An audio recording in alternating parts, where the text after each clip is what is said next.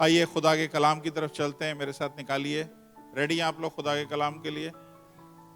आज थोड़ा सा मुश्किल भी है। मुश्किल इसलिए है कि इस पे अमल करना थोड़ा सा मुश्किल है, बाकी कलाम आसानी है। और अगर आपने इस पे अमल कर लिया, और तो मैं एक बात बड़े चैलेंज से बोल सकता हूं कि बहुत सारे बंद दरवाजे जो आपके आगे इस वक्त हैं वो खुलना शुरू हो जाएंगे। आपके जिस्मों से बीमारियां निकल जाएंगी, खास तौर पे एलर्जी का प्रॉब्लम, सांस का प्रॉब्लम आपकी जिंदगी से निकल जाएगा। इवन कैंसर भी इसका सबब बनता है। Praise the Lord, hallelujah. आइए खुदा के कलाम में से पढ़ते हैं, मेरे साथ निकालें यूहन्ना की अंजील, उसका 15 बाप 18 से 20 आयत तक। सॉरी, यूहन्ना की अंजील उसका 15 बाप 18 से 20। 15 जॉन 15:18। अगर दुनिया तुमसे अदावत रखती है तो तुम जानते हो उसने तुमसे पहले मुझसे अदावत रखी है। नेक्स्ट, अगर तुम दुनिया के होते तो दुनिया अपनों को अजीज रखती, लेकिन चूंकि तुम दुनिया के नहीं बल्कि मैंने तुम्हें दुनिया में से चुन लिया है, इस वास्ते दुनिया तुमसे अदावत रखती है। नेक्स्ट, जो बात मैंने तुमसे कही उसे याद रखो कि नौकर अपने मालिक से बड़ा नहीं होता। अगर उन्होंने मुझे सताया तो तुम्हें भी सताएंगे, और अगर उन्होंने मेरी बात पर अमल किया तो तुम्हारी बात पर भी अमल करेंगे। Praise the Lord, hallelujah. खुदावंद यीशु मसीह ने अपने शागिर्दों से यह बात बोली है कि दुनिया ने मेरे से अदावत रखी है तो 100% दुनिया आपसे भी अदावत रखेगी। अगर दुनिया ने मुझे सताया है तो दुनिया आपको भी सताएगी। कितने लोग हैं इस जगह पे बैठे हुए जो किसी ना किसी सबब से सताए गए हैं। मैं नहीं समझता कि यहाँ पे एक भी शख्स ऐसा है जो कहीं ना कहीं चोट नहीं खाया, कहीं ना कहीं धोखा नहीं खाया, कहीं ना कहीं उसके साथ ज्यादती नहीं हुई, कहीं ना कहीं उसको चीट नहीं किया गया, कहीं ना कहीं उसको मिसयूज किया गया है। हम जिंदगी में जगह जगह इस तरह हमारी जिंदगी में होता है कि लोग हमें इस्तेमाल करते हैं, लोग हमें धोखा देते हैं, लोग हमारे पीठ में छुरा घोंपते हैं, लोग हमारा गलत इस्तेमाल करते हैं। बहुत जिंदगी में कितने आप में से लोग हैं जिन्होंने इस तरह के चीजों को सहा है? बताइए, नहीं समझ में आ रही आपको? हम सब जितने भी यहाँ पे बैठे हुए हैं ना कहीं हम सताए गए हैं, कहीं ना कहीं हमारी जिंदगी में हमारे साथ ज्यादती हुई है, चाहे स्कूल के टाइम पे, चाहे कॉलेज के टाइम पे, चाहे बचपन में, कहीं ना कहीं आपके साथ ज्यादती हुई है। हो सकता है आपके सगे बहन भाइयों ने आपके साथ ज्यादती की हो सकता है माता पिता ने ज्यादती की हो सकता है दोस्तों ने ज्यादती की हो सकता है बॉसेस ने ज्यादती की हो सकता है हालात ने ज्यादती की, हो सकता है जीवन साथी ने आपके साथ ज्यादती की, हो सकता है सास ससुर ने आपके साथ ज्यादती की हो। तो ऐसा हो नहीं सकता कि हम इस जगह पे बैठे हैं और हम ये बोलें कि हम बिल्कुल फ्री हैं, किसी किस्म की कोई जिंदगी में हमारे प्रॉब्लम नहीं आई है, हम बिल्कुल फ्री हैं। हम सबकी जिंदगी में होता है इस तरह का कि लोग हमारा गलत इस्तेमाल करते हैं। आप मेहनत करते हैं, आप मोहब्बत करते हैं, और लोग मोहब्बत का नाजायज फायदा उठाते हैं। आप लोगों को हौसला देते हैं, उनकी हेल्प करते हैं, और वो आपको बाद में धोखा देते हैं। हालेलुया। अगर खुदावंद यीशु मसीह से लोगों ने अदावत रखी है तो 100% हमारी जिंदगी में ये चीजें नजर आएंगी। अगर खुदा ने कलाम कर दिया है कि ऐसा होगा तो ऐसा हो रहा है। हम सब ने जिंदगी में कहीं ना कहीं, प्लीज मेरी तरफ तवज्जो दें, हम सब ने अपनी जिंदगी में कहीं ना कहीं धोखे सहे हैं। बाज दफा घर के अंदर से ये चीज शुरू हो जाती है, बाज दफा घर में माँ बाप के जरिए हमें पेन मिलता है। मुझे नहीं पता आप लोगों को इसका एक्सपीरियंस है नहीं है, लेकिन जिसके घर में इस तरह का हुआ है कि उनके घर में अगर 4 बच्चे हैं तो एक बच्चे से शायद इतनी अटैचमेंट नहीं होती है। जो ज्यादा पैसे कमा के ला रहा होता है उससे माँ बाप की ज्यादा अटैचमेंट होती है, और जो बेचारा कुछ कर नहीं रहा होता है उसको फिर बिल्कुल ही साइड पे रख दिया जाता है, उसके फैसले भी नहीं सुने जाते, उसको इतनी अहमियत भी घर में नहीं दी जाती है। मैं हाथ नहीं उठाऊंगा, लेकिन ऐसा होता है, ठीक है, ऐसा होता है, हम सबके साथ ऐसा होता है कि जिंदगी के सफर में हमें इस तरह के धोखे मिलते हैं। आप अच्छा करेंगे, आपके साथ पलट के बुरा होगा। आप हेल्प आउट करेंगे, लेकिन कोई आपके साथ धोखा करेगा। तो जिंदगी में ये चलता रहता है, और इसलिए चलता रहता है क्योंकि खुदा ने बोला है। आज जो मैं आपसे बात करना चाहता हूं, वो अगर आप सुन के समझ के अगर उस पर अमल कर सके, तो मैं चैलेंज से बोल रहा हूं, बहुत सारी एलर्जीज, बहुत सारी किस्म की एलर्जीज इस चीज के साथ कनेक्टेड है जो मैं बोलने वाला हूं। इवन एस्थमा, कैंसर भी इसी से कनेक्टेड है, आर्थराइटिस भी इसी से कनेक्टेड है। तो बहुत सारी बीमारियां जो मैं बोलने वाला हूं, वो इसी चीज से लिंक्ड अप है, इसी चीज के साथ कनेक्टेड है। अगर आप कलाम सुन के उस पर वाकई अमल करते हैं, तो मैं आपको चैलेंज से बोलता हूं कि आप इसमें से आजाद हो जाएंगे। और चीज क्या है जो मैं बोलना चाहता हूं, वो यही बोलना चाहता हूं कि हमारी जिंदगी में बहुत दफा हमें धोखे मिलते हैं, बहुत दफा हमारे साथ ज्यादती होती है। छोटे छोटे बच्चे पाकिस्तान, इंडिया में होते हैं जिनके साथ बलात्कार हो जाता है। बहुत दफा इस तरह की सिचुएशन होती है जिसकी वजह से हम अंदर गुस्सा रखते हैं, हम अपने अंदर नफरत रखते हैं, हम अपने अंदर बदला रखते हैं, हम अपने अंदर एक इंतकाम की ख्वाहिश रखते हैं, हम अपने अंदर एक ख्वाहिश रखते हैं कि इसने मेरे साथ या मेरी बेटी के साथ ऐसा किया है, इसके खानदान में इसकी बेटियों के साथ ऐसा ही। अभी कुछ अरसा पहले हमारे ग्रुप में किसी ने ऐसी रिक्वेस्ट डाली थी। तो हमारे मसीहों में आप सोच लें, ये लेवल है कि हमारे साथ अगर ज्यादती होती है तो हम बजाय माफ करने के हम क्या बोलते हैं, इसकी नस्लों के साथ ये सब कुछ हो जो हमारे साथ। हालेलुया। तो खुदावंद यीशु मसीह ने बोला है, अगर लूका 17 बाब पहली दूसरी आयत लगाएं, लूक 17। फिर उसने अपने शागिर्दों से कहा, यह हो नहीं सकता कि ठोकरें ना लगें, लेकिन उस पर अफसोस जिसके 22 ठोकरें लगें। अभी ये ठोकरें जो है ना, ये आप उर्दू में पढ़ेंगे तो आपको लगेगा ठोकरें, लेकिन इंग्लिश में पढ़ेंगे तो फिर आपको क्लियर हो जाएगा। इसने लिखा हुआ है, then said he to the disciple, it is impossible but that offences will come. Can you have another translation? Okay. इसमें लिखा हुआ है, उर्दू में लिखा हुआ है, ऐसा हो नहीं सकता कि ठोकरें ना लगें, लेकिन इंग्लिश में लिखा हुआ है, ऐसा हो नहीं सकता कि ऑफेंसेस ना आए। ऑफेंसेस क्या होते हैं? ऑफेंसेस ठोकरें नहीं होती। सुने, ये फर्क है। ऑफेंसेस ठोकरें नहीं होती। ऑफेंसेस क्या होते हैं? ऑफेंसेस ये होते हैं कि कोई आपकी इंसल्ट कर दे,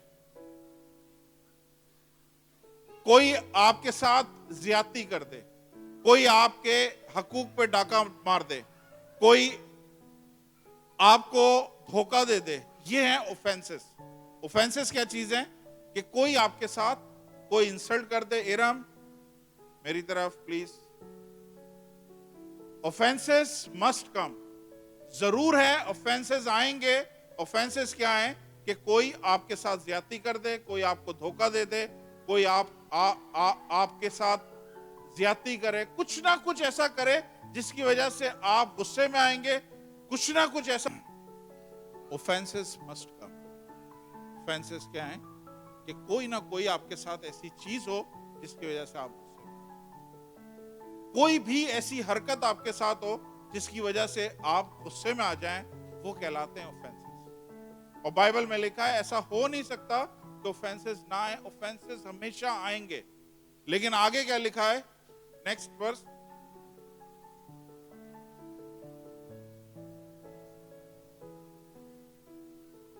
गो फर्स्ट, वर्स 1। फिर उसने शागिर्दों को, ऐसा हो नहीं सकता ठोकरें ना लगे, लेकिन उस पर अफसोस जिसके 22 ठोकरें लगती हैं। ठोकरें आपको लगेंगी, आपके साथ ऑफेंसेस होंगे, आपके साथ ज्यादती होगी, आपके साथ नाइंसाफी होगी, आपके हकूक पे डाका डाला जाएगा।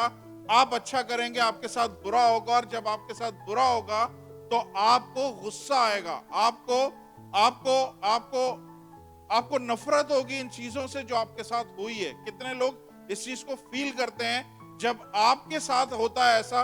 मान लें आपकी बहन का घर टूट गया, खुदा ना करे, कितने लोग सुकून से रह सकते हैं? उस घर के लोग किस तरह सुकून से रह सकते हैं?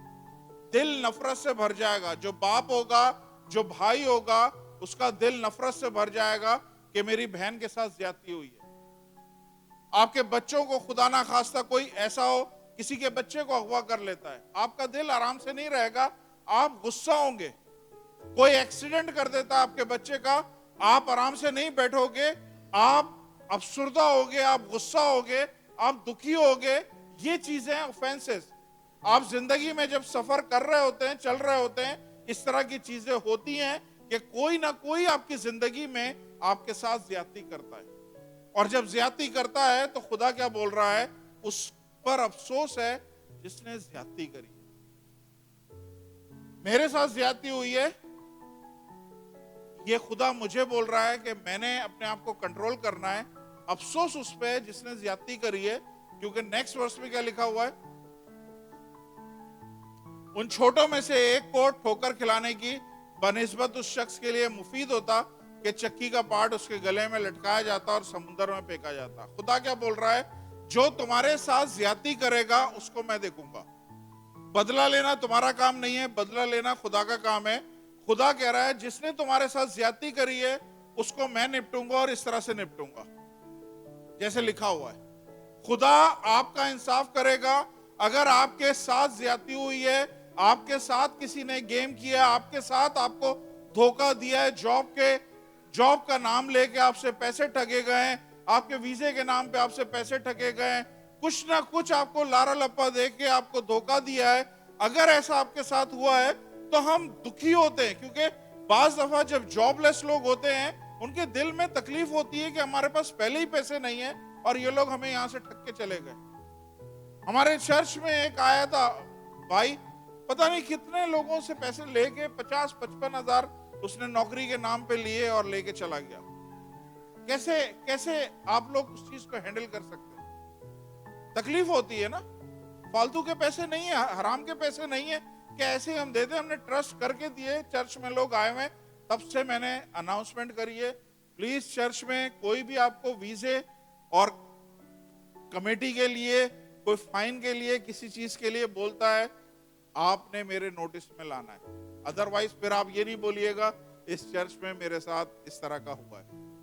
आप लोग आपस में कर लेते हो, मुझे पता नहीं चलता है, और बाहर के लोग आते हैं कुछ अरसे के लिए, वो शिकार करते हैं और निकल जाते हैं। तो आप मेरे नोटिस में जरूर ले आए। अगर कोई आपको नौकरी का बोल रहा है, कोई आपको वीजे का बोल रहा है, फाइन का बोल रहा है, मेरे नोटिस में जरूर ले आए। ऐसा ना हो कि बाद में आपके साथ धोखा हो जाए। हालेलुया। तो हमारी जिंदगी में इस तरह की चीजें आती हैं, और जब इस तरह के धोखे होते हैं, दिल दुखी होता है, दिल गमजदा होता है, और दिल में नफरत आती है। कितने लोग जानते हैं दिल में नफरत आती है? खुदा क्या बोल रहा है? आज जो चीज मैं आपसे बात करना चाह रहा हूं वो मैं आपको बताना चाह रहा हूं, क्योंकि ये बड़ा इंपॉर्टेंट है कि अगर हमने इसको डील कर लिया, इसके साथ हमने, देखिए मसीह अगर मजहब है, मजहब मान लें, वैसे मजहब नहीं है, ये रिलेशन है, खुदा के साथ चलना है। लेकिन अगर आप मजहब भी इसको कहते हैं तो ये आसान नहीं है, ये डिफिकल्ट है। ये आसान नहीं है। ये नहीं है कि आपने वाटर बैप्टिज्म ले लिया, आप गैर जुबानें बोल रहे हो, आप चर्च पे आ रहे हो, चर्च में दही की दे रहे हो, तो आपका ऊपर का टिकट पक्का हो गया। नहीं, ऐसा नहीं है। बहुत सारी चीजें ऐसी हैं जिसमें से आपको गुजरना पड़ता है। बहुत सारी चीजों में से आपने अपने आप को साबित करना है कि आप खुदा के कलाम पे चल रहे हैं या नहीं चल रहे हैं। हालेलुया। तो आज जो मैं आपसे बात करना चाहता हूं उसका डायरेक्टली ताल्लुक है माफ करने पे। माफी का पैगाम है जो आज मैं दे रहा हूं। किस तरह से माफ करना है, माफ नहीं करना है, बदला लेना है, क्या करना है, ये आप थोड़ी देर में सुन लेंगे। लेकिन मैं आपसे क्या बोलना चाह रहा हूं, माफी, जब हम माफ नहीं करते हैं तो हम दिल में क्या रखते हैं? उसके लिए नफरत रखते हैं। हम दिल में उस शख्स के लिए तमन्ना रखते हैं कि वो बर्बाद हो जाए। अब जहन में रखें, जो माफी है ना, ना माफी, अनफॉरगिवनेस, जो माफ ना करने की जो चीज है जो हम दिल में रखते हैं ना, वो ऐसा है कि जैसे हम जहर पी रहे हैं और जिसको माफ नहीं करना है उसके लिए हम सोच रहे हैं कि वो मर जाए। ये ना माफी जो है, ये माफ ना करने की जो चीज है, ये बेसिकली क्या कर रही होती है, ये आपको अंदर ही अंदर से काट रही होती है, आपको अंदर ही अंदर से खोल रही होती है, आपको अंदर से खोखला कर रही होती है। इसलिए खुदा ने क्या बोला है, जिसने तुम्हारे साथ ज्यादती करी है उसके लिए उसको मैं देखूंगा। वो ऐसा है जैसे उसके उसके गर्दन में बड़ा सा चाक पाट डाल के उसे समुद्र में फेंक दिया जाए। लेकिन तुमने कंट्रोल करना है, तुमने अपने गुस्से को, अपनी नफरत को, अपने एंगर को कंट्रोल करना है और तुमने माफ करने की कोशिश नहीं करनी है, माफ करना है। हालेलुया। सुने अब ध्यान से, अगर माफ नहीं करेंगे आप तो आप खुदा की बादशाही में दाखिल नहीं हो सकते। ये अब मैं बहुत बड़ा स्टेटमेंट दे रहा हूं, सुन लें सब आराम से। अगर आप माफ नहीं करेंगे, आपकी जिंदगी में 5 लोग ऐसे आए हैं, 10 लोग ऐसे आए हैं, 100 लोग ऐसे आए हैं जिन्होंने आपके साथ ज्यादती करी है और आप माफ नहीं करेंगे उन्हें, तो आप खुदा की बादशाही में आप नहीं दाखिल होंगे। आप बोलोगे खुदावंद गलती उन लोगों की है, कार्रवाई उन्होंने गलत करी है, तो मैं कैसे आसमान की बादशाही में दाखिल नहीं हो सकता।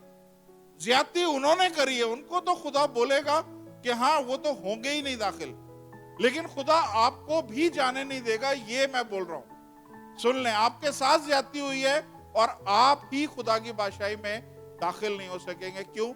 इसलिए कि खुदा की बादशाही में दाखिल होने के लिए जरूरी है कि आप माफ करें। ये कंडीशन है। खुदा का प्यार अनकंडीशनल है। खुदा ने जितना प्यार किया है, जितनी मोहब्बत करी है हमसे, वो अनकंडीशनल है। वो कोई कंडीशन नहीं है उसकी। आप उससे करें या ना करें, खुदा आपसे प्यार करता है। आप उसको सर्व करें या ना करें, खुदा आपसे प्यार करता है। आप उसकी पूजा करें ना करें, खुदा आपसे प्यार करता है। उसकी मोहब्बत अनकंडीशनल है, लेकिन उसकी माफी कंडीशनल है। मत्ती की अंजील 6 बाब 14 आयत 15 आयत। मत्ती मैथ्यू 6:14-15। इसलिए अगर तुम आदमियों के कसूर माफ करोगे तो तुम्हारा आसमानी बाप भी। अब ज्यादती किसके साथ हुई है? आपके साथ। खुदा ना करे आपकी बेटी का घर खराब हो गया है, रिश्ता टूट गया है, ज्यादती किसके साथ हुई है? आपके साथ हुई है। लेकिन खुदा क्या बोल रहा है? ये है मुश्किल चीज। खुदा बोल रहा है कि अगर तुम उसको माफ नहीं करोगे तो मैं भी तुम्हें माफ नहीं करूंगा।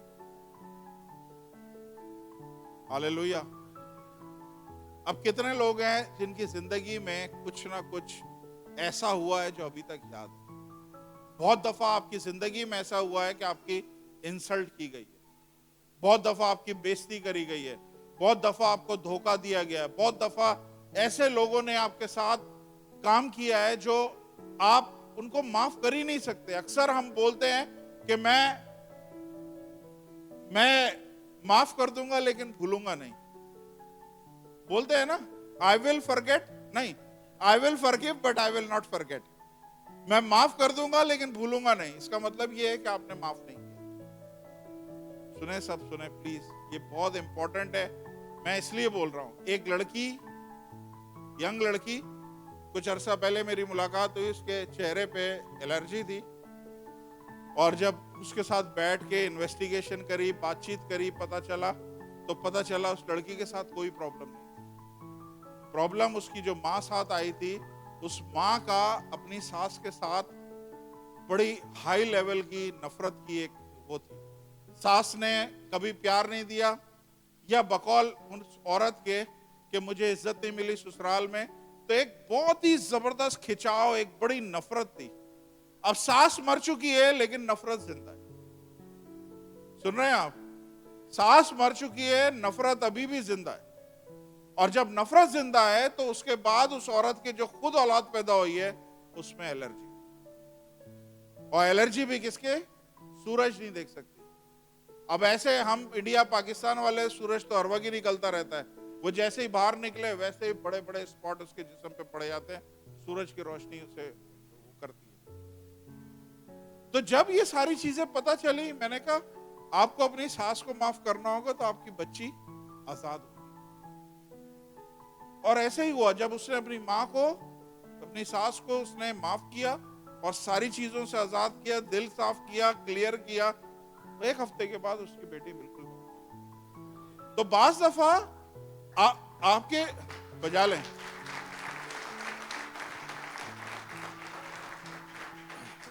आपके आगे इस वक्त अगर कोई प्रॉब्लम है, आपके आगे कोई दरवाजे बंद है, आपके आगे कुछ ऐसी चीजें हैं जो आप समझ रहे हैं मुझे नहीं पता ये मेरी जिंदगी में ऐसा क्यों है, हो सकता है वो आपका प्रॉब्लम ना हो, आपके माँ बाप का प्रॉब्लम।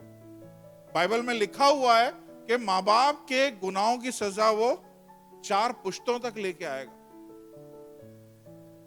तो ये खुदा का वादा है, अगर आप इस तरह करेंगे तो आने वाली नस्लें अफेक्टेड हो सकती हैं।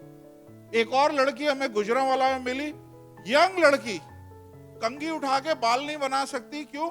आर्थराइटिस इतना स्ट्रांग है कि वो हाथ भी नहीं उठा सकती।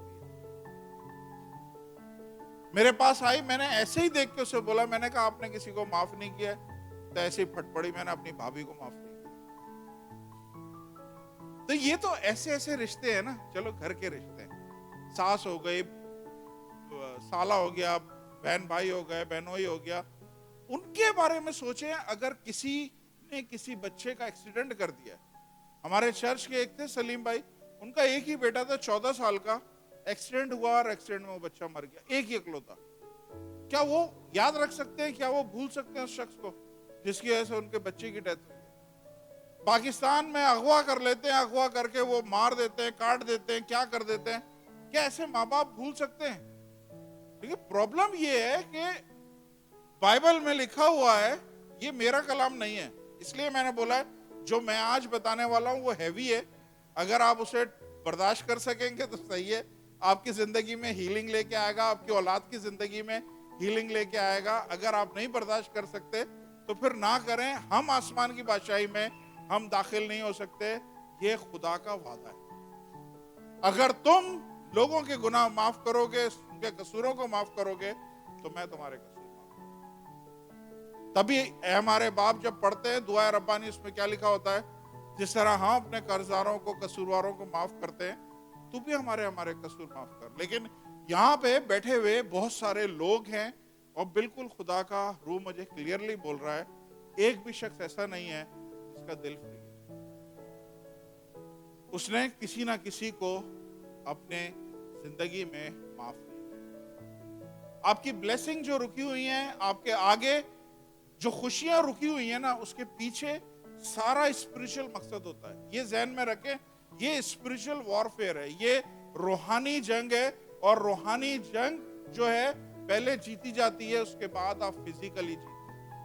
नहीं तो रूहानी जंग अगर आपकी हो रही है और आपको कुछ नहीं पता, आप सिर्फ नीचे स्ट्रगल कर रहे होंगे, आपको सिर्फ प्रॉब्लम होगी। एक हवाला देखते हैं, फिर मैं आपको समझाता हूं, फिर आपको अच्छे से समझ में आ जाएगा जो मैं बोल रहा हूं वो गलत नहीं बोल रहा। मत्ती 18 बाब 23 में ऐसे पढ़े, 23 वर्स, मैथ्यू 18। अब सुने, बस आसमान की बादशाही उस बादशाह की मानिंद है जिसने अपने नौकरों से हिसाब लेना चाहा। अब देख लें, सुनते रहें। नेक्स्ट, और जब हिसाब लेने लगा तो उसके सामने एक कर्जदार हाजिर किया गया जिस पर उसके 10,000 तोड़े आते थे। Okay, next. मगर चूंकि उसके पास अदा करने को कुछ ना था, इसलिए उसके मालिक ने हुक्म दिया कि ये और इसकी बीवी और बच्चे जो कुछ इसका है सब बेचा जाए और कर्ज वसूल किया जाए। बस नौकर ने गिरकर उसे सजदा किया और कहा, खुदावंद मुझे मोहलत दे, मैं तेरा सारा कर्ज अदा कर दूंगा। नेक्स्ट, और उस नौकर के मालिक ने तरस खाकर वो सारा छोड़ दिया, उसे छोड़ दिया और उसका कर्ज बख्श दिया। कितना कर्ज था उस पे?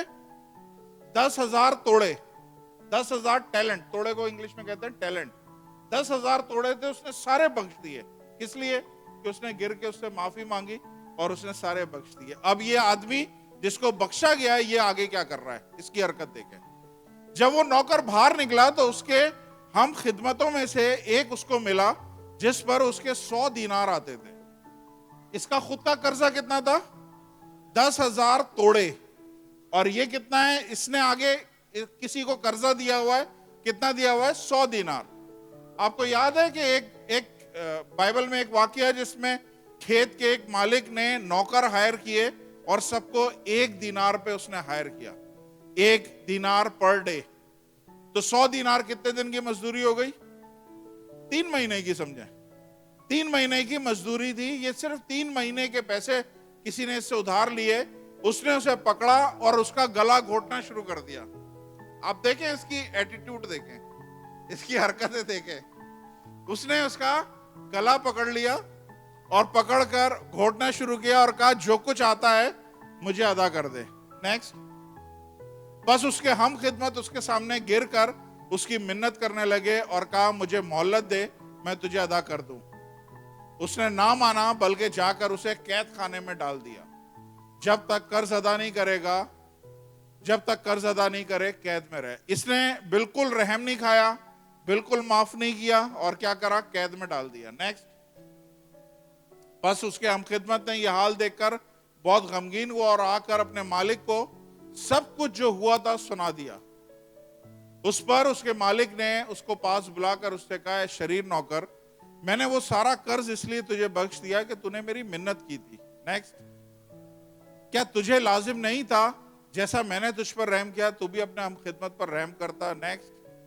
और उसके मालिक ने खफा होकर उसे जल्लादों के हवाले किया, जब तक तमाम कर्ज अदा ना करे कैद में रहे। बस। अब सुने,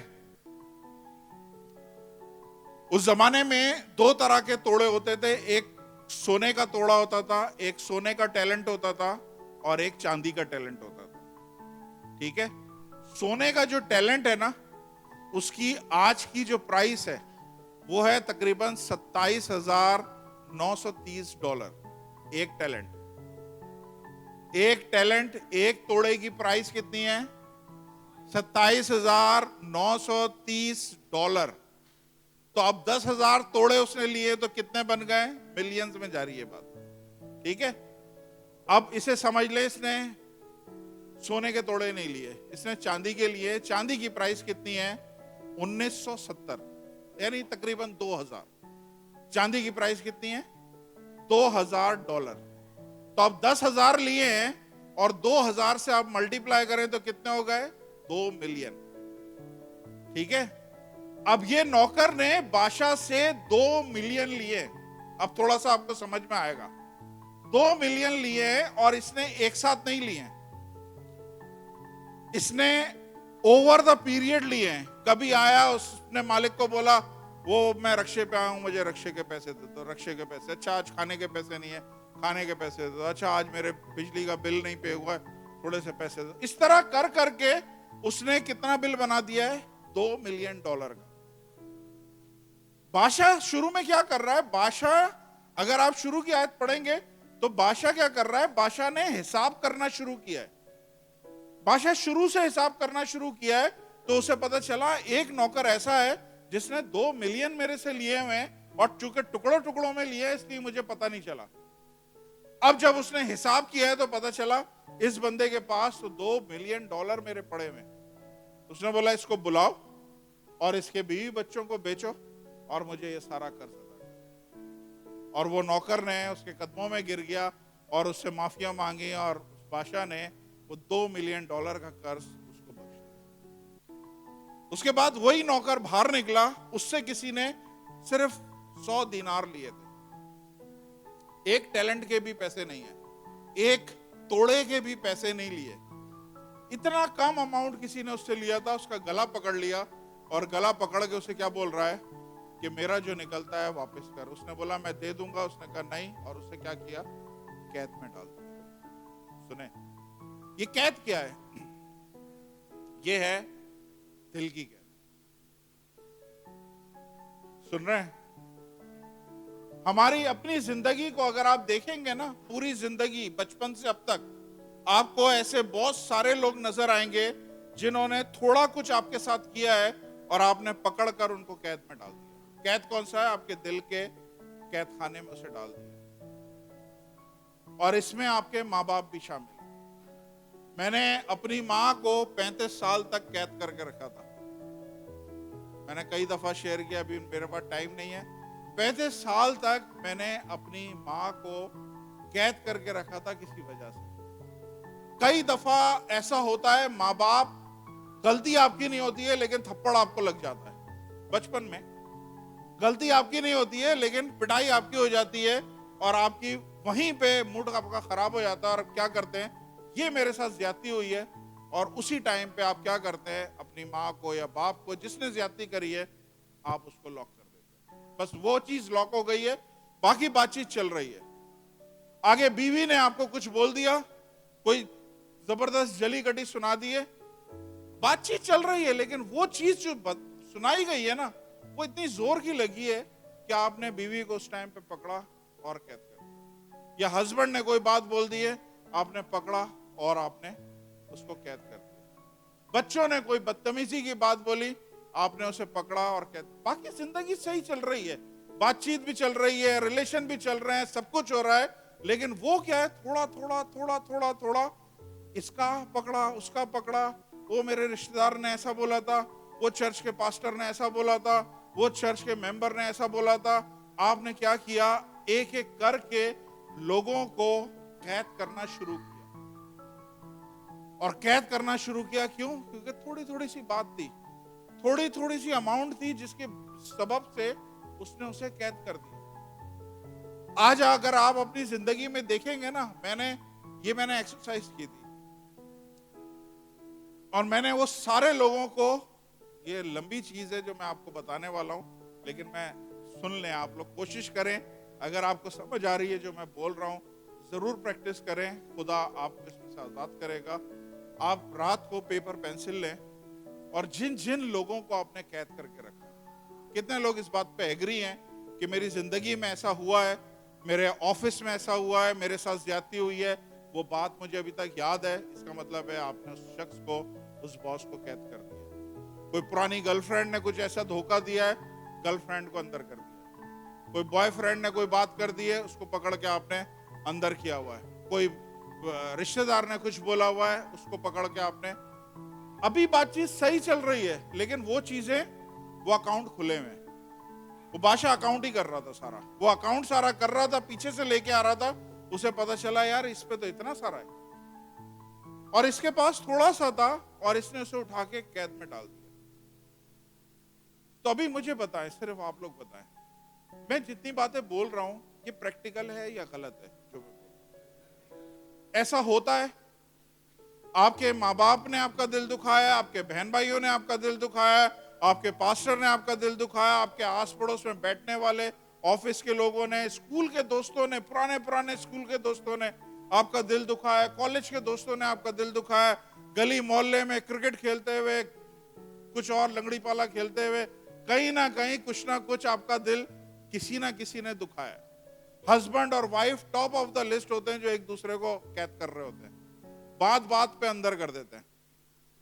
होता क्या है कि ये कैद खाना जो है ना, ये ऐसी चीजें हैं जैसे आप मछली लेके, आप अपने साथ मछली खरीदी, फ्रेश मछली, और उसको आपने कमर से बांध दिया और उसके बाद चल रहे हैं 2 घंटे तक तो सही है, फिर बू आने लग गई है, फिर आप उसे 1 दिन तक कैरी करें और बू आने लग जाएगी, अगले दिन और कैरी करें और बू आने लग जाएगी। एक टाइम आएगा आपका चलना दोबर हो जाएगा।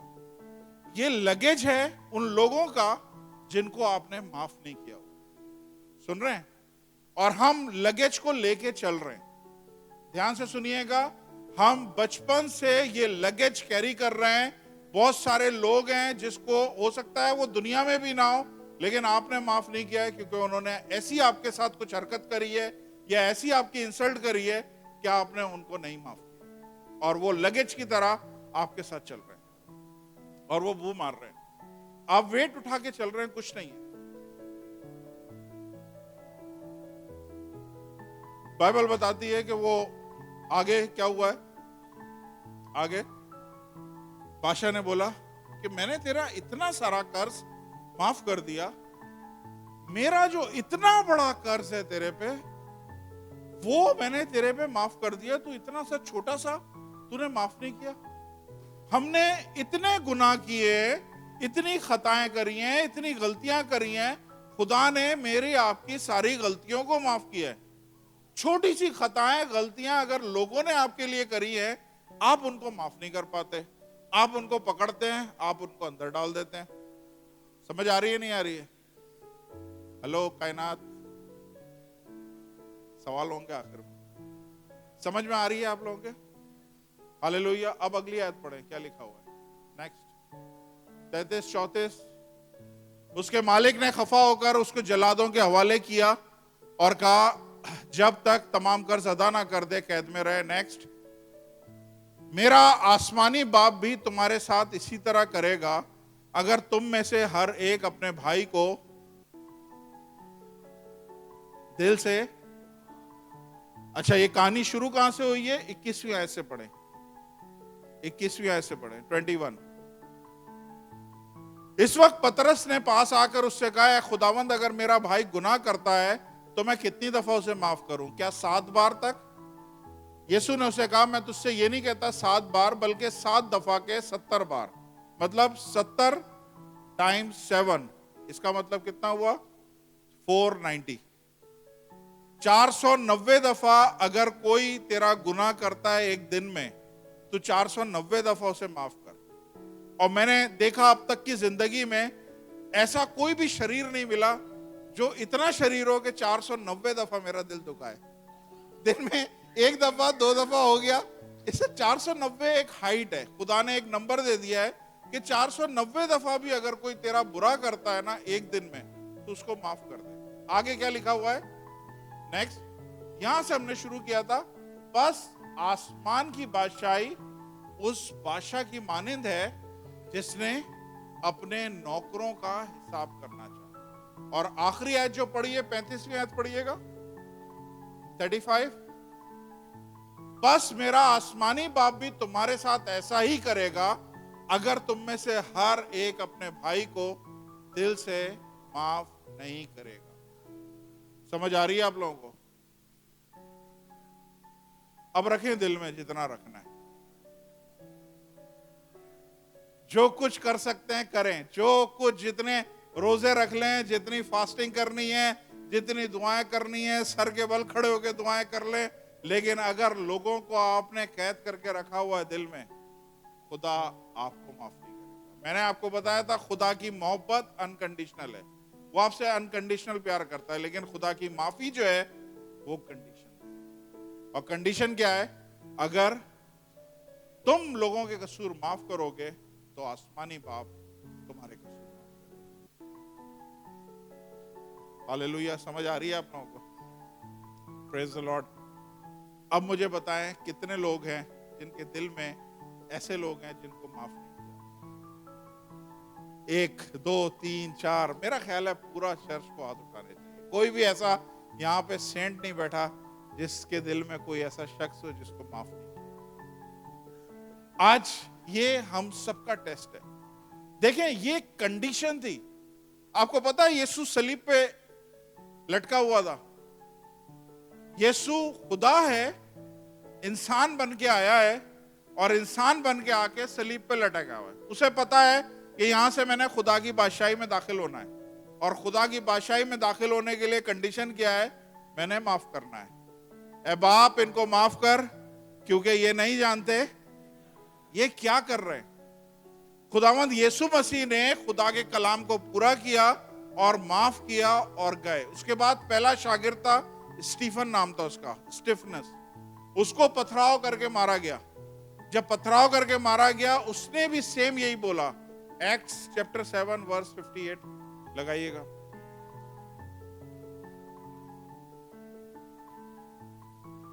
और शहर के बाहर निकालकर उसको संसार करने लगे, और गवाहों ने अपने कपड़े साउल नाम एक आदमी के पांव में रख दिए। नेक्स्ट, बस स्टिफनस को संसार करते रहे और ये कहकर दुआ करता रहा, खुदावंद यीशु मेरी रूह को कबूल कर। नेक्स्ट, फिर उसने घुटने टेक कर बड़ी आवाज से पुकारा है, खुदावंद ये गुनाह इनके जिम्मे।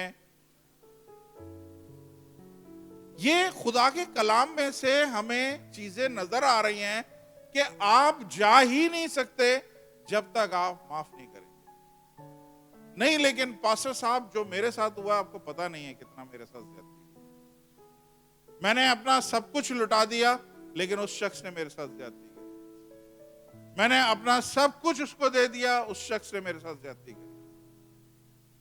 उसने मेरी बेटी का घर तबाह किया, उसने मेरे बेटे का घर तबाह किया, उसने मेरे बच्चों के साथ ऐसा किया, मेरे बच्चे को नशे में डाल दिया, मेरे बच्चों की जिंदगी तबाह करी है। ऐसा बड़ा डिफिकल्ट है ऐसी कंडीशन में किसी को माफ करना। लेकिन इसलिए बोला है कि या तो खुदावंद यीशु मसीह के पीछे ना चलो, कोई साइड पे निकल जाओ किसी और जगह, फिर जितनी नफरत रखनी है रखो, अलाउ है। लेकिन अगर खुदावंद यीशु मसीह के पीछे चल रहे हो फिर तो कोई और ऑप्शन ही नहीं है आपके पास कि आप माफ करें। आपके बंधन जो अभी बंधे हुए हैं उसके पीछे क्या चीज है? उसके पीछे वो लोग हैं जो दिलों में कैद करके। मैंने किस तरह इनको निकाला? मैंने एक कॉपी पेंसिल ली और मैंने लिखना शुरू किया। बचपन से मैंने लिखना शुरू किया। एक मेरा दोस्त था, बहुत छोटा था, उसने एक दफा मेरा लंच खा लिया था और मैं इतना गुस्से में था, बच्चा था, और उस दिन मैं बड़ा भूखी थी। घर में पैसे वैसे नहीं मिलते थे, खाना मिलता था, तो खाना हम खाते थे, वो खा गया मेरा। तो मैंने उसको भी याद, खुदा के रूह ने मुझे वो भी याद दिलाया कि उसको भी तूने उसको भी कैद करके डाला। माँ बाप को कितनी दफा डाला है, बहन भाइयों को कितनी दफा डाला है, बेगम मेरी हाउस अरेस्ट थी। तो कितनी दफा ये चीजें होती है, बच्चों के साथ होती हैं। बच्चे सारे नॉर्मल हैं, कभी कभी कोई बात करता है, लगती है दिल में, बुरा लगता है, आप दिल में पकड़ के डाल देते हैं उनको कैद खाने में। छोटा कैद खाना, बड़ा कैद खाना। छोटा कैद खाना आपका दिल है, बड़ा कैद खाना खुदा का कैद खाना, उससे बाहर नहीं निकल सकते। हालेलुया। आज खुदा आप सबसे बोल, ये खाली महज एक मैसेज नहीं है, ये एक प्रैक्टिकल चीज है। अगर आप चाहते हैं अपनी जिंदगी में खुशियां देखना, बोले खुदावंद बदला लेना तेरा काम है, मैं उस शख्स को माफ करता हूं और मैं आगे बढ़ता हूं। आपको अगर सांप ने काट लिया ना, सुने, आपको पैर में सांप ने काट लिया है और आप उस टाइम पे आप बस आपकी घूम गई, आपने बोला मैं सांप को ढूंढूंगा और जब तक मिलेगा नहीं इसे मारूंगा नहीं, मैं आगे नहीं आऊंगा, तो आप थोड़ी देर में मर जाएंगे। आपका काम किया है, सांप ने आपको काट लिया है, अब आप उसको खुदा के हवाले करें और दौड़ के हॉस्पिटल की तरफ जाएं जहां पे आपकी जान बचेगी। जो जिसने ज्यादती करी है, आपके पीठ में छुरा घोंपा है, आपके पैर पे काटा है, आपके पैसों पे डाका मारा है, आपके खानदान के ऊपर अटैक किया है, जो कुछ किया है खुदा के हवाले करें, आगे बढ़े। लगेज लेके अपने साथ कितना चलेंगे? कुछ लोग इतने बिटर हो जाते हैं, कुछ लोग इतने कड़वे हो जाते हैं कि उनके दिल में किसी के लिए रहम नहीं होता। क्यों रहम नहीं होता? उसकी वजह उन पर रहम नहीं हुआ था, उन्होंने सिर्फ ज्यादतियां देखी है। मैंने पाकिस्तान में एक जगह बताया था, मैंने कहा जिसको बुरी सांस मिली है ना, सुने, अभी ये भी नहीं मैं हाथ उठवा रहा आपको, जिसको बुरी सांस मिली है ना, वो खुद भी बुरी सांस साबित। आज इस साइकिल को तोड़ना है आपको बुरा मिला है लेकिन आपने अच्छा देना। आपके साथ ज्यादती हुई है लेकिन आपने ज्यादती नहीं करनी है, आपने ब्लेस करना है। खुदावंद यीशु मसीह ने बोला अपने सताने वालों के लिए दुआ करो, जो तुम पे लानतान करते हैं उनके लिए बरकत चाहो। ये कौन सी तालीम है भाई? और मजहब तो बोलते हैं आंख के बदले आंख, दांत के बदले दांत, जान के बदले जान। ये खुदा बोलता है कि जो तुम्हें सताते हैं उनको माफ कर दो, जो तुम्हें नाहक तुम्हें लानतान करते हैं उनके लिए बरकत चाहो। तो आज प्रैक्टिकल क्या है जो मैं आपको बता रहा हूं? प्रैक्टिकल ये है, मुझे नहीं पता एक भी आप में से कोई करेगा इस तरह का प्रैक्टिकल, फिर भी मैं उम्मीद के साथ कि शायद खुदा आप लोगों के दिल में डाले। आज रात पेंसिल कॉपी लें और बैठें और नाम लिखना शुरू करें। कौन कौन ऐसा है जिसने आपकी जिंदगी में एक बड़ा घाव लगा के गया, उसको यहां से निकालें और उसका नाम कॉपी पे लिखें। उससे क्या होगा, ये नाम यहां से निकल के आपकी कॉपी पे आ जाएगा। आप लिखना शुरू करेंगे, आपको पता चलेगा कि शायद 1 पेज भर गया, 2 पेज भर गए, 3 पेज भर गए। मैंने और तानिया ने जब लिखना शुरू किया था, कितना, मेरे ख्याल से 2 पेज हमारे भर गए। अपने अपने लिखे थे क्योंकि हम दोनों के भी नाम थे, तो एक दूसरे को दिखाया भी नहीं था। तो आपने ये करना है कि एक एक्सरसाइज, जिसे कहते हैं स्पिरिचुअल एक्सरसाइज। आपकी बीमारी का सबब ये है क्योंकि आप लगेज कैरी कर रहे हैं। आपकी बीमारी का सबब ये है कि आपके दिल में नफरतें भरी हुई है। आपको अच्छी जॉब नहीं मिल रही, आपका वीजा नहीं लग रहा, आपके साथ फाइनेंशियल प्रॉब्लम है, उसकी वजह ये नफरत भरी हुई है। खुदा आपको देखें, खुदा का स्टैंडर्ड अपने लोगों के लिए बड़ा डिफरेंट है। ये नहीं समझे कि आप गए और उधर से हाथ मुंह धोया और नमाज पढ़ी और इधर आके नमाज पढ़ी और चले गए तो सब क्लियर हो गया। नहीं, खुदा आप में यीशु मसीह को डेवलप होता देखना चाह रहा है कि आप यीशु की तरह बोल सके, बाप इनको माफ कर, क्योंकि ये नहीं जानते क्या कर रहे हैं। कितने हिम्मत वाले लोग हैं आज जो वाकई माफ करने के लिए तैयार। कितना लेके चलेंगे और कितना चलेंगे, कितना और कैरी करना है, मुझे बताएं। आपकी बहुत सारी बीमारियों का सबब यही है।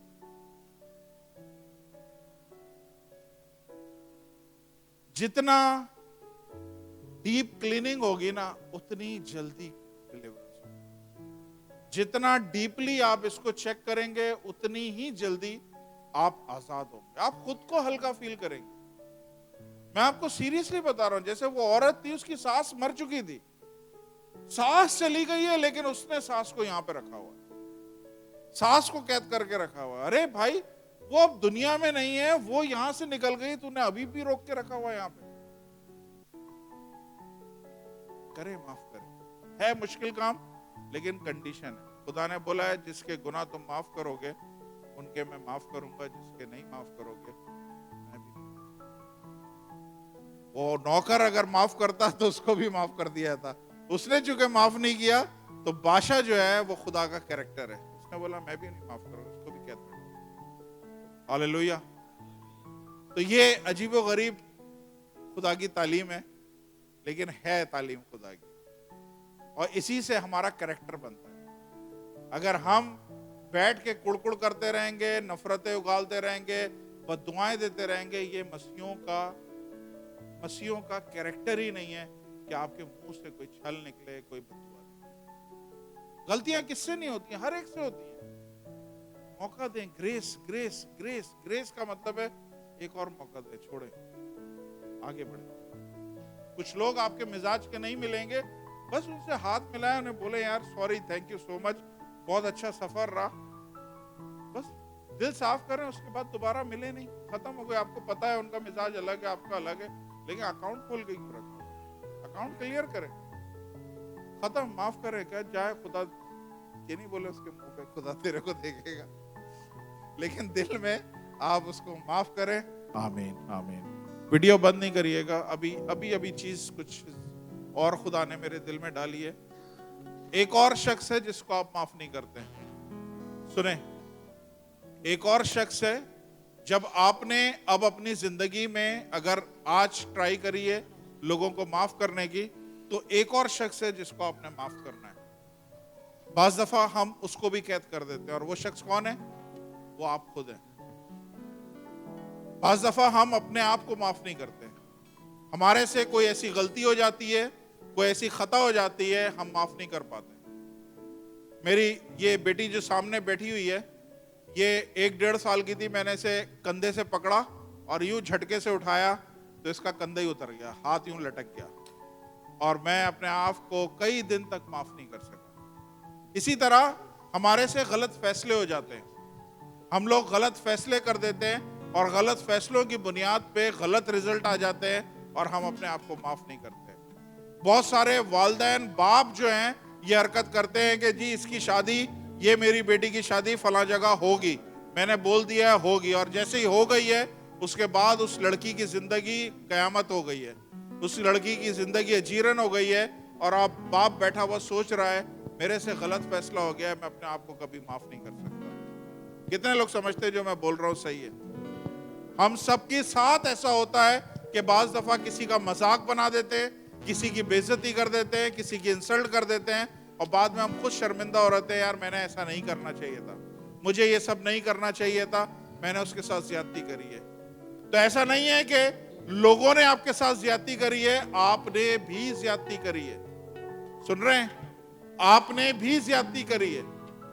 और जब आपने ज्यादती करी है तो आज आप अपने आप को भी माफ करें। खुदावंद, मैं अपने आप को भी इस सारे गलत फैसलों में से, इस सारी चीजों में से जिसकी वजह से मैंने अपने आप को कैद किया है, मैं माफ करता हूं अपने आप को। तूने मेरी सलीब उठाई है, तूने मेरी शर्मिंदगी उठाई है, तूने मेरी माफी उठाई है, इसलिए मैं अपने आप को भी अपने दिल से आजाद करता हूं। हालेलुया। एक और है शख्स जिसको हम माफ नहीं करते, और वो शख्स कौन है? वो है खुदा। बाज़ दफा हम खुदा को पकड़ के कैद कर देते हैं। क्यों? क्योंकि जो हम चाह रहे होते हैं वो हो नहीं रहा होता है। हमारे बच्चे की साथ ऐसा क्यों हुआ? खुदावन तूने ऐसा क्यों होने दिया? क्यों मेरे बच्चे की जान गई है? क्यों मेरी बेटी का घर टूटा है? क्यों मेरे घर में ऐसी प्रॉब्लम आई है? क्यों मेरे हस्बैंड की जॉब गई है? क्यों मेरे घर में कैंसर जैसी बीमारी आई है? क्यों क्यों क्यों करके हम क्या करते हैं? बाज़ दफा खुदा से नाराज हो जाते हैं। कितने लोग हैं जो यहाँ पे कभी खुदा से नाराज हुए? Praise the Lord. आज आपने खुदा को भी रिलीज कर। बहुत सारे लोग चर्च नहीं आते, क्या? नाराज हो गए खुदा से। अब तेरी इबादत नहीं करनी, अब तेरी परस्तिश नहीं करनी, अब तेरे गीत नहीं मैंने गाने, अब तेरी इबादत नहीं करनी, अब तेरा कलाम नहीं पढ़ना। क्या भाई, क्या हो गया? बस खुदा से नाराज हैं। क्यों नाराज हैं? बस ये मेरी जिंदगी में नहीं हुई बात। सही कह रहा हूं, गलत कह रहा हूं? आज सबको माफ करें। आइए अपने कदमों पे खड़े हो, दुआ करते हैं। आ जाए जी, क्वायर आ जाए। आज आप लोगों के पास कोई गवाही है? आज हमारे पास जल्दी टाइम हो गया है। कोई गवाही अगर कोई देना चाहता है तो प्लीज मैसेज के बाद गवाही का टाइम है। आज हमारे पास एक दुआ या रिक्वेस्ट है जो मैं चाहता हूं कि आप सब मिलके करें। सारे के सारे कहाँ जा रहे हैं? ये क्वायर में म्यूजिशियन कितने हैं और गाने वाले कितने हैं? हमारे म्यूजिक वाले म्यूजिक छोड़ के गीत गा रहे होते हैं।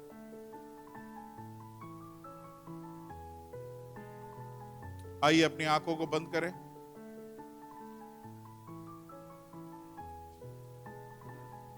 संजीदगी को अपनी जिंदगी में रखें और आंखें बंद करके, एक भी आंख नहीं खुली हो, और दिल से उस शख्स को माफ करना शुरू करें। डिफिकल्ट है, मुझे पता है, ये आसान नहीं है, ये टफ होता है, बड़ा मुश्किल है। जिसने हमें सताया है हम उसको माफ कर दें, लेकिन मजबूरी है कि अगर यीशु के पीछे चलना है तो फिर आपको ये करना ही पड़ेगा।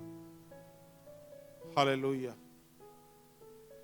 आइए लोगों को अपनी आंखों के सामने लेके आए, और जो लोग आपकी आंखों के सामने आ रहे हैं, क्या आप उनको ब्लेस कर सकते हैं? ये भी यीशु ने बोला है, तुम पे जो लानतान करते हैं उनको ब्लेस करो, उनके लिए बरकत चाहो। क्या आप ब्लेस कर सकते हैं? ये बड़ा डिफिकल्ट है। हम माफ तो कर सकते हैं लेकिन ब्लेस नहीं कर सकते। हम कैसे उनके लिए बरकत चाहें? लेकिन ये भी कंडीशन है, ये भी बाइबल की कंडीशन है कि माफ भी करो और बरकत भी चाहो, तो वो बरकतें खुदा आपको देगा। हालेलुया। आइए आइए आइए, आंखें बंद करें और अपने दिलों को खाली करना शुरू करें। इस लगेज को उतारें। 10 साल पहले, 20 साल पहले, हो सकता है 40 साल पहले किसी ने आपके साथ ये सब किया हो। हालेलुया। माफ करें। वो शख्स अब दुनिया में नहीं है, आप भी अपने दिल से निकालें। जो दुनिया में है उनको भी आप दिल से निकालें। अपने दिल को क्लियर करें, साफ करें। एक्सपेक्ट ना करें लोगों के से कि वो आपके साथ क्या करते हैं। जो काम करें ये जान करके करें कि मसीह के लिए करते हैं, खुदा के लिए करते हैं। मत एक्सपेक्ट करें कि आपने जो उसके साथ किया है वो भी आपको वैसे ही पे बैक करेगा। कोई बात नहीं, अगर नहीं किया तो खुदा के पास आपका एक अकाउंट तैयार हो चुका है। आपने लोगों से नहीं वापसी लेना, आपने खुदा से वापस लेना, और खुदा जब वापस करता है वो सूद समेत वापस करता है। हालेलुया। आसमानी बाप, यीशु के नाम से खुदावंद एक दफा फिर आपके कदमों में आते हैं, और खुदावंद जानते हैं इस बात को कि खुदावंद आपकी माफी कंडीशनल है। अगर हम माफ करेंगे तो आप हमें भी माफ करेंगे, अगर हम माफ नहीं करेंगे तो आप हमें भी माफ नहीं करेंगे। हालेलुया। खुदावंत, मैं दिल से दुआ करता हूं, जितने लोग इस वक्त स्ट्रगल कर रहे हैं कि वो उन लोगों को अपने दिल से माफ कर सके, खुदावंद आपका रूह उनकी रहनुमाई करे, मदद करे ताकि वो उसे माफ कर सके। हालेलुया।